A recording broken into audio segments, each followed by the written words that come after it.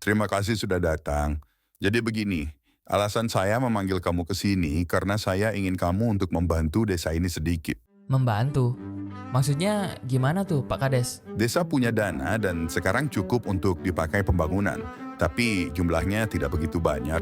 Dan karena dananya yang terbatas, saya berpikir kamu adalah orang yang tepat untuk mengerjakan pembangunan ini. Dengan keterampilanmu, kamu bisa memanfaatkan bahan-bahan seperti kayu dan batu yang tersedia di sekitar, jadi saya cuma tinggal membayar jasanya saja. Oh, maksud Bapak, saya carikan bahannya di sekitar dan Bapak hanya membayar jasa pembangunannya saja, begitu? Benar, lagi pula banyak bahan yang tersedia, sayang aja rasanya untuk membeli bahannya juga. Tapi artinya nggak cuma bayar jasa pembangunan, Pak. Bapak juga harusnya bayar jasa pencarian materialnya juga. Ya, saya minta tolong keringanannya lah ya. Lagi pula kamu kan warga desa ini. Hitung-hitung membantu untuk kemajuan desamu sendiri. Tapi nanti pembayaran jasanya disesuaikan ya, Pak, dengan hasilnya. Pasti saya akan sesuaikan ya. Ya udah deh, Pak. Kalau gitu, saya terima pekerjaan ini. Wah, bagus kalau begitu. Kamu bisa mulai mengerjakan desa ini secepatnya ya. Siap, Pak. Imbalan yang tinggi membuat anak ini nggak sabar untuk memulai pekerjaannya. Bahkan dia sudah mulai membayangkan dan merancang bagaimana desa ini akan dibangun. Dan rencananya kurang lebih seperti ini. Kali ini, anak ini punya ide untuk mengupgrade desa dengan mengubah setiap aspeknya satu demi satu. Pertama, dia akan terraforming desanya supaya bentuknya jadi lebih rapi. Setelah itu, dia ngedekor jalanan untuk ningkatin estetikanya. Baru untuk bagian finishing, dia berencana untuk nambahin air mancur dan lampu-lampu jalanan sekitar desa. Dan semuanya, dia mulai dengan mengumpulkan bahan-bahan.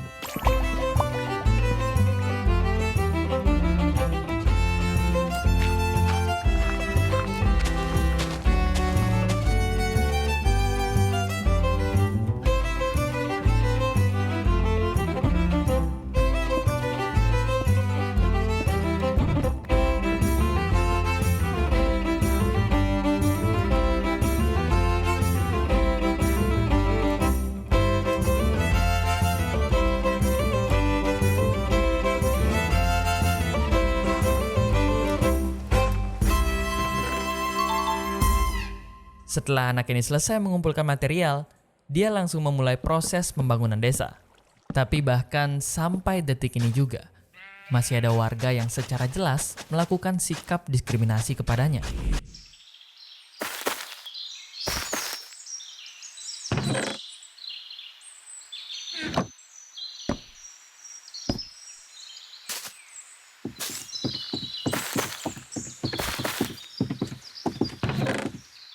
Weh, kuli kita sedang bekerja cuy. Cocok ya tampangnya sama kerjaannya. Aduh, semangat ya kerjanya kuli. Sumpah, tampang dia itu bener-bener cocok. Heran gua. Aduh.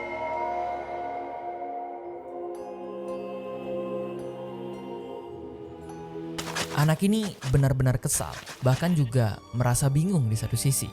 Dari dulu sampai sekarang, dia selalu seolah dibenci. Padahal kali ini dia membantu warga untuk membuat desa menjadi lebih bagus dari sebelumnya. Dan ini juga untuk kenyamanan warga desa itu sendiri. Tapi bukannya mendapat dukungan, dia malah direndahkan. Kenapa? Sikap seperti itu yang aku dapatkan. Apa salahku?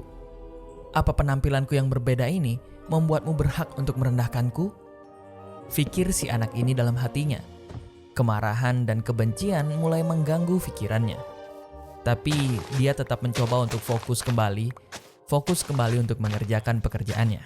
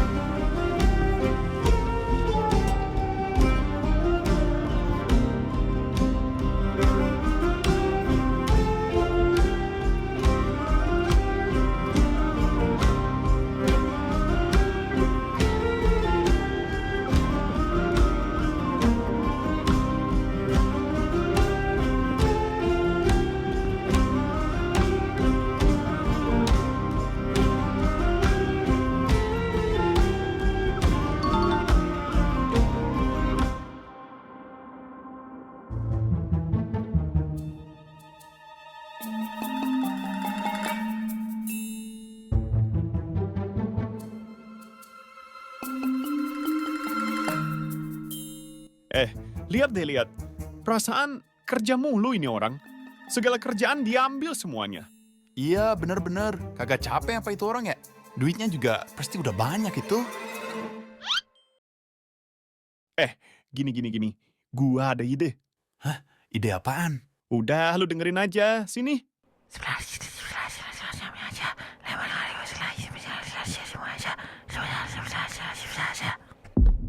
Oke, nice. Itu kayaknya jadi lampu terakhir dah. Iya. Akhirnya selesai juga kerjaanku. Nice.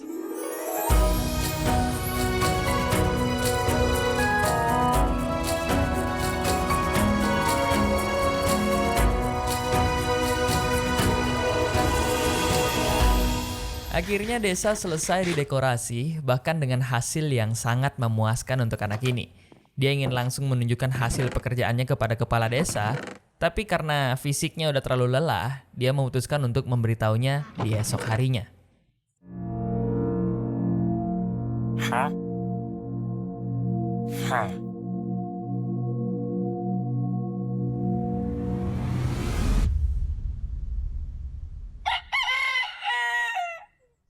Oke, kerjaan udah beres, sekarang saatnya aku minta bayaranku ke Kades. Wah, gak sabar sih, seberapa banyak uang yang bakal aku dapetin. Uang.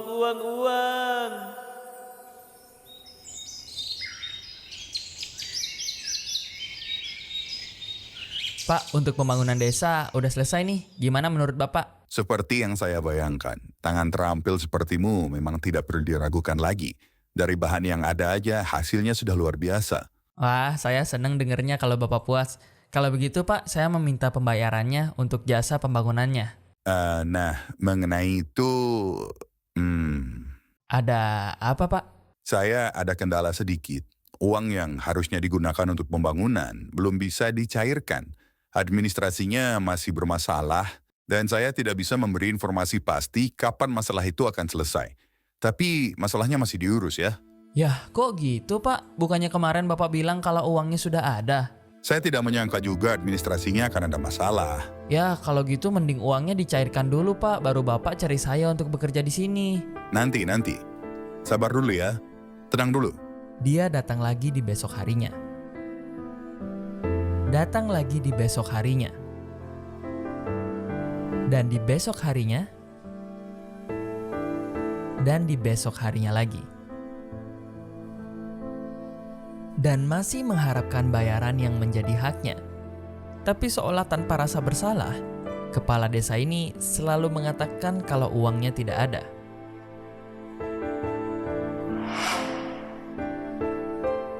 Aku coba ke Kades lagi lah. Harusnya uangnya udah cair gak sih? Ini udah lama banget soalnya.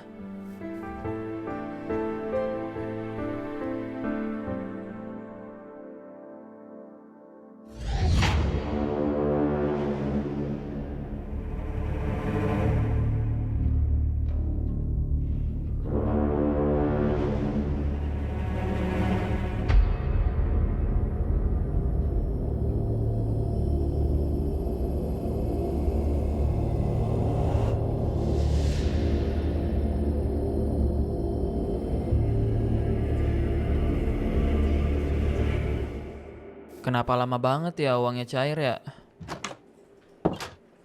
Loh barang-barangku? Uang tabunganku juga?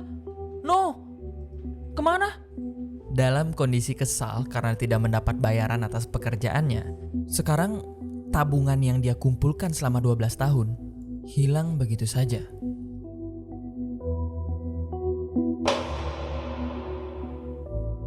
Aku tidak sempat mengingat siapapun pernah lewat. Tidak ada.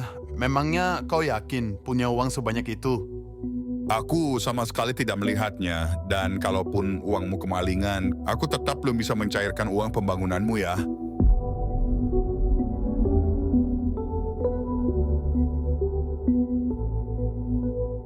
Sebesar apapun tingkat kesabaran anak ini, dia hanyalah manusia.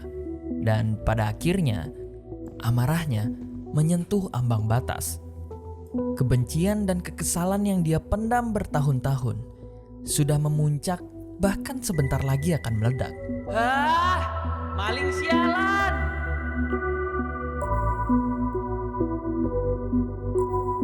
Kebencian membuatnya memutuskan untuk pergi dari desa ini. Walaupun dia masih berberat hati meninggalkan rumah yang penuh kenangan tentang ibunya. Tapi itu sementara menjadi pilihan terbaik yang ada di kepalanya.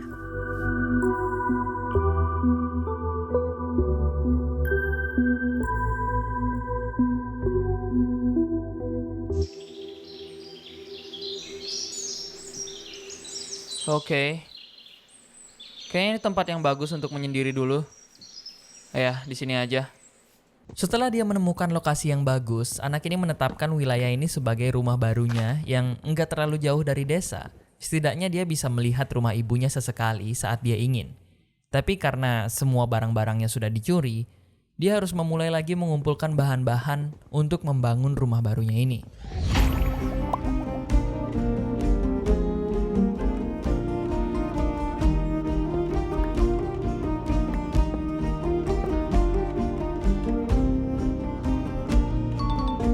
Di sini, untuk bertahan hidup, anak ini membuat kebun kecil di dekat danau.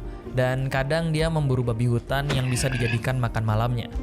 Ketika energinya penuh, dia kembali lagi mengembangkan markasnya dan kali ini skill bangun-membangunnya semakin meningkat lagi.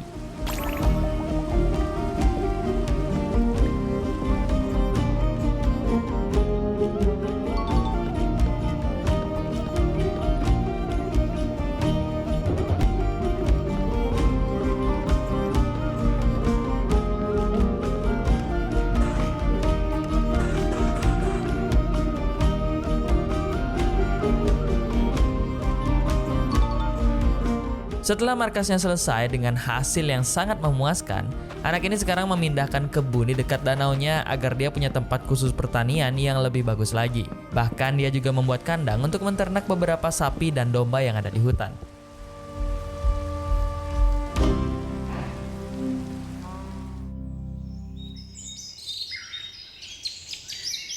Sekarang rumah anak ini udah jadi, setidaknya dia punya tempat untuk bermalam dan jauh dari para warga yang menyebalkan itu.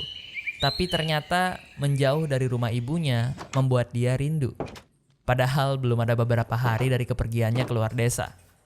Dia memutuskan untuk kembali ke desa, tapi bukannya mengobati rasa rindunya, dia malah mendapat perlakuan yang lebih menyakitkan lagi.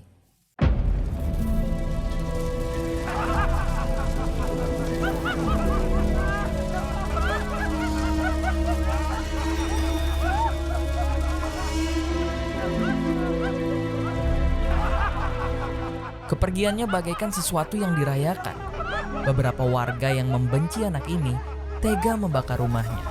Rumah yang penuh kenangan indah dia bersama ibunya. Mereka semua membenci tanpa alasan, membuli dan menghakimi hanya karena anak ini memiliki penampilan yang berbeda dari anak biasa lainnya. Tapi dia tidak bisa memilih lahir seperti apa. Dia tidak pernah bisa memilih lahir dengan rupa yang bagaimana. Sekarang, melihat rumah ibunya yang terbakar, membuat anak ini hanya bisa terdiam. Tidak bisa bergeming sedikit pun, karena satu-satunya alasan untuk bersemangat menjalani hari sudah tidak ada. Sejak hari itu, baginya tidak ada lagi yang penting di dunia ini.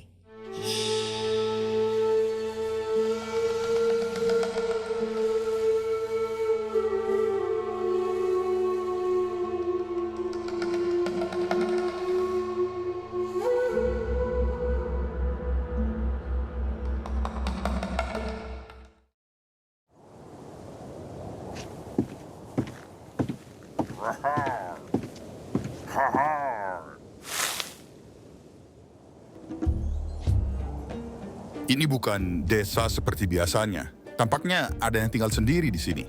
Dilihat dari barang-barangnya juga cuma untuk bertahan hidup. Dia nggak punya barang-barang yang berharga. Tapi kemana orang yang tinggal di rumah ini?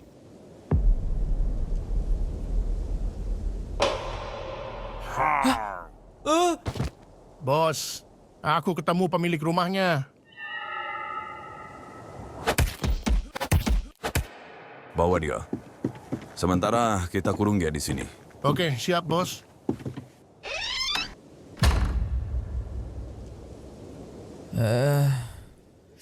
Aduh, badan gua sakit semua. Hah? Ini di mana ya?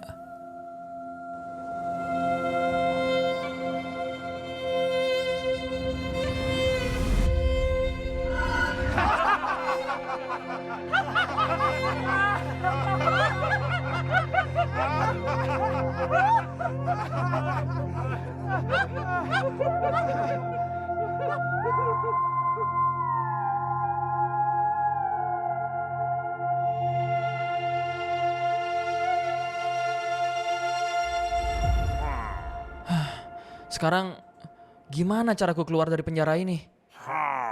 Oh no. Ini buruk.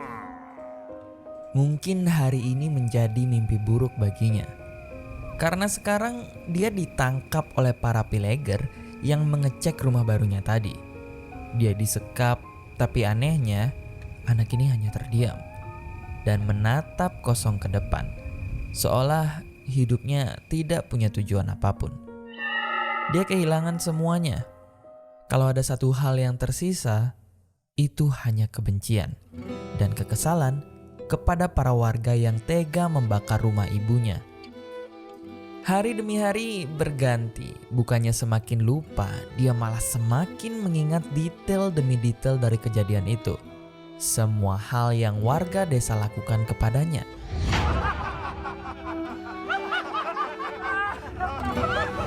Dan ketika manusia sudah diselimuti kebencian yang mendalam, mereka akan rela melakukan apapun yang harus dilakukan untuk membalaskan dendamnya. Anak itu, dia tidak seperti warga desa pada umumnya. Kalau kita kirim ke outpost lain, apakah mereka akan mau? Seingatku juga yang dibutuhkan sekarang adalah warga desa dengan keterampilan bertani. Satu-satunya cara untuk kau sih, kita harus mencoba membawanya ke sana, bos. Ya sudah, coba kau cek dia. Kalau dia sudah sadar, kita bawa dia. Siap, bos. Hei, kau sudah bangun? Kami berencana membawamu ke outpost lain. Persiapkan dirimu. Kau harus ikut berjalan. Sebelum berangkat nanti, kami akan beri makan, dan kau akan bekerja di sana. Mereka butuh beberapa petani. Aku nggak bisa bertani. Gimana kalau aku bekerja untuk kalian aja? Aku bisa ngebangun beberapa hal untuk ngebuat markas ini jadi lebih baik. Coba sampaikan itu kepada bos kalian dan mungkin dia akan setuju. Idemu bagus juga. Kalau begitu, tunggu kami. Kami coba sampaikan dulu kepada bos.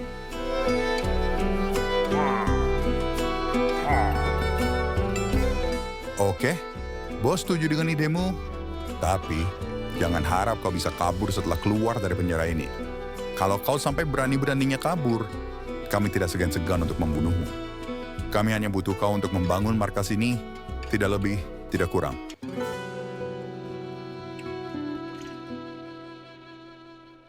Dalam hatinya, anak ini sempat tertawa. Ternyata nggak cuman para warga, bahkan para pileger juga sama aja, memanfaatkan orang-orang untuk kepentingannya sendiri. Tapi di sini dia tidak mau gegabah. Satu-satunya yang ada di kepala anak ini adalah dia tidak mau membusuk di penjara. Jika ada cara keluar, apapun itu akan dia lakukan. Karena sebelum membalaskan dendamnya, dia harus keluar dari situasi buruk ini dulu. Jadi, dia memulai pekerjaan yang diberikan pileger penjaga tadi. Ada 3 hal yang akan anak ini lakukan untuk bisa ningkatin markas pileger. Yang pertama, ngebuat dinding lingkaran. Yang kedua, nambahin kebun. Dan yang ketiga, nambahin peternakan. Dengan pengalaman sebelumnya, pekerjaan bangun-membangun bukan hal yang sulit baginya. Jadi langsung aja dia ambil semua peralatan yang diberikan sama pileger dan mulai semuanya dari mencari bahan-bahan.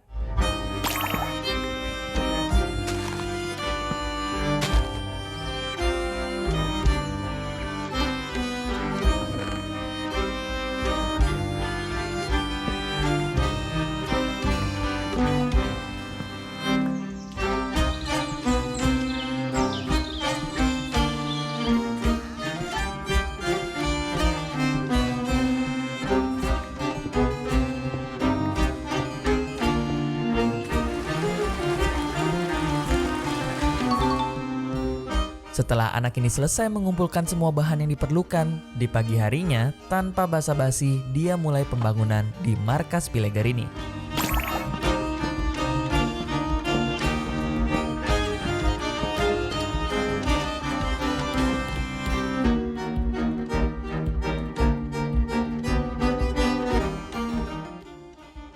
Nggak yakin gue dia bisa bikin markas kita bagus. Lu jangan ngomong gitu, lihat hasil jadinya aja. Ini kan belum selesai. Dari wajah-wajahnya sih kayak orang nggak bisa kerja ya. Udah, kita tunggu dia selesai, baru kita komentar.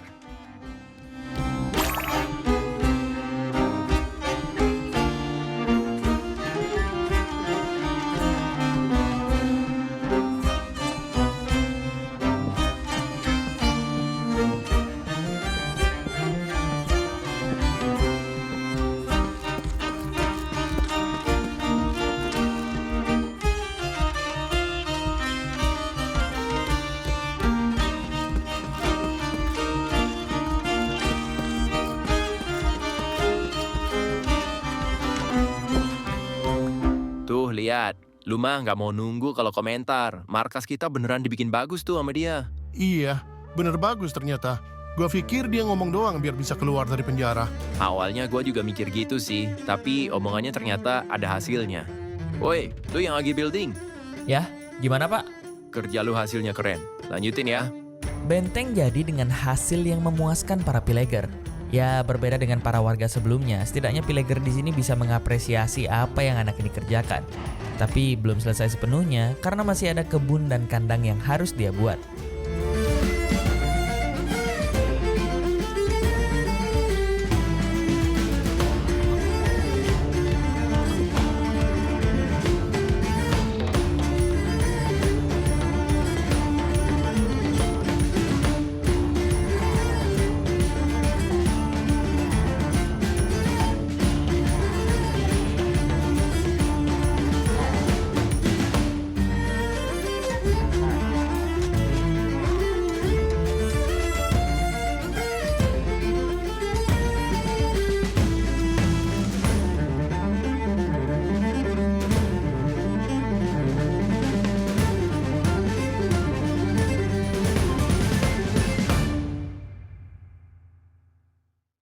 Anak ini mengeluarkan usahanya dengan maksimal untuk meningkatkan base pileger ini.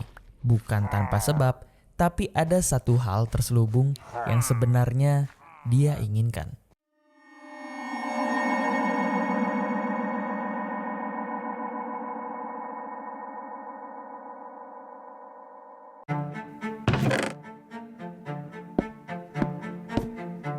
Hasil pekerjaannya sangat maksimal, dia berhasil memuaskan para pileger dengan apa yang dia bangun. Semuanya terbukti dari panggilan yang dilakukan kepadanya tepat di esok hari setelah dia menyelesaikan pekerjaannya.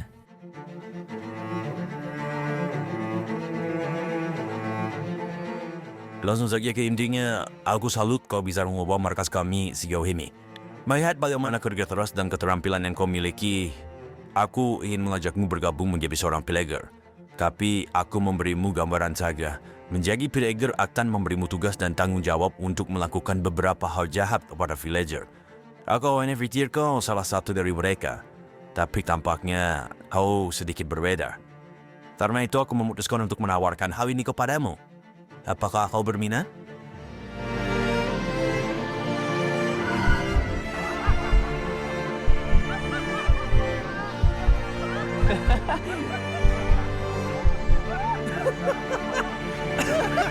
Sebenarnya, semua kerja keras yang dilakukan anak ini bukan semata untuk mendapatkan apresiasi belaka, tapi momen ini adalah pijakan awal yang dia inginkan.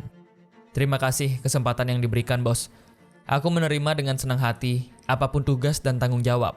Mau itu berbuat jahat kepada warga atau bagaimanapun itu, aku akan melaksanakannya dengan baik. Oh, tidak ada keraguan sedikit pun tampaknya. Kalau begitu, ambil baju yang ada di tempat penyimpanan, lalu kembali lagi ke sini. Ada beberapa hal yang harus aku jelaskan terlebih dahulu.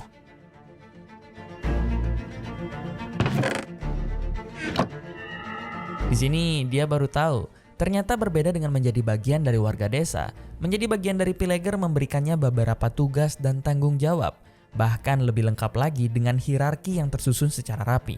Di sini Pillager memiliki tingkat dan jabatan. Dalam struktur organisasi Pillager, mereka punya beberapa misi di mana setiap misi yang diselesaikan akan ngebawa anak ini naik jabatan. Dari yang awalnya Pillager biasa jadi Pillager yang bawa Revenger, setelah jadi pembawa Revengers kita bisa jadi Vindicator, dan yang paling tertinggi menjadi seorang Evoker.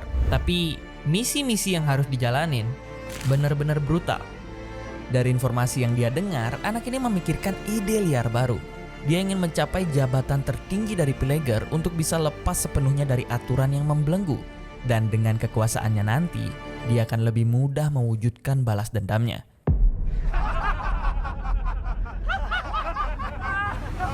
Dan untuk sekarang ada 4 misi yang anak ini harus selesaikan untuk naik ke tangga awal menjadi Pillager Revengers. Tugas-tugasnya antara lain menculik 2 villager dan memenjarakannya, merampok barang-barang yang ditentukan di chest milik villager, memiliki iron armor lengkap beserta senjata dan alat-alatnya, terus membuat crossbow. Dan dengan bergabungnya anak ini menjadi Pillager, dia diizinkan untuk mengakses semua barang yang dijarah oleh Pillager di markasnya yang terdahulu. Jadi dia bisa mengakses langsung armor ironnya, dan dengan beberapa material-material mentah yang ada di chest, dia juga bisa langsung ngebuat crossbow. Dengan ini dia udah menyelesaikan 2 misi yang tercantum di buku. Untuk misi lainnya terdengarnya memang cukup sulit, tapi kalian tahulah kerja keras dari anak ini. Dedikasinya selalu membawanya untuk menyelesaikan semua pekerjaan sesulit apapun itu. Wow, kau sudah menjadi salah satu dari kami. Aku yakin dengan keputusan bos, dia selalu tahu yang terbaik. Dan juga sebaiknya kau segera mulai menjalankan misimu sesuai dengan buku yang ada, terutama memalak warga desa. Karena itu akan menjadi pekerjaan utamamu sebagai Pillager. Semakin cepat kau memulai, maka semakin terbiasa dirimu. Jadi, ini aku berikan kau peta untuk menuju desa yang belum sempat kami jarah. Selamat bertugas.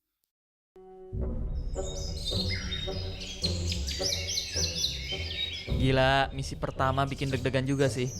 Tapi harusnya aku tinggal ikutin peta, terus sebentar lagi aku sampai di desanya. Nah. Ini dia desanya. Oke.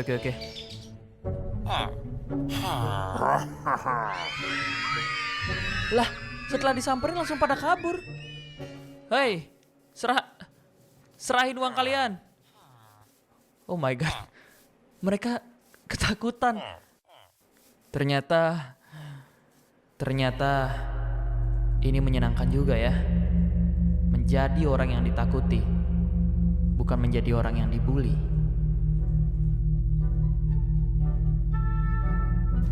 Serahin duit lu. Oh, oke, lu kabur aja. Dan semua duit lu punya gua sekarang. Gila, nyari duit kayak gini gampang banget. Halo, duit. Oi, Lucio. Kabur lu. Nah, ini semua punya gua nih. Semuanya punya gua, oke? Oke, mana lagi yang kita rampok? Apa lu lihat-lihat, ha? Mau gua panah lu? Pada ketakutan semua. Memangnya kau yakin punya uang sebanyak itu? Siapa yang dulu ngeremehin gua nggak punya uang, ah? Hah? Sini bawa duit lu semuanya. Sini bawa. Oke, next. Mana lagi? Duit semua, nice. Lu ngapain berdua dempet? Lu nggak punya chest kalian berdua, ha? Hey, mana duit lu? Apa lu lihat-lihat, ha? Kabur, terus lari. Lu kabur juga lu. Dan melakukan tugas sebagai seorang Pillager, ternyata secara tidak langsung membangkitkan hasrat kebenciannya kepada warga desa yang selama ini mendiskriminasinya. Seperti membangkitkan sesuatu di dalam dirinya, teriakan villager seolah memberikan kesenangan untuk anak ini. Menghancurkan desa udah menjadi hobi barunya, dan dia mulai buta lalu menganggap semua villager yang ditemuinya sama. Dia menjadi kejam kepada semua villager, bahkan yang tidak bersalah sekalipun. Kabur kalian semua. Lari lu, ketakutan lu, ha?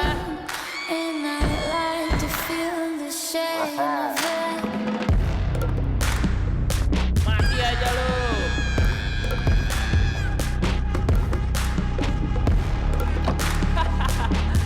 Gua kaya. Ini lebih gampang dari yang sebelumnya.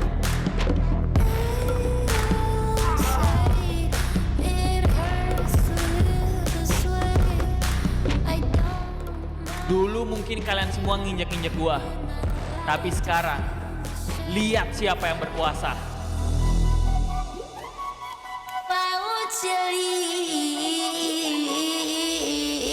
Tidak butuh waktu lama untuk anak ini menyelesaikan misinya dan sekarang tersisa satu misi lagi, yaitu menculik 2 villager.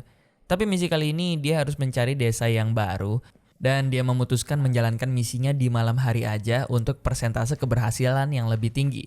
Sambil menunggu malam, anak ini mulai mempersiapkan penjara untuk menampung para villager yang diculiknya nanti.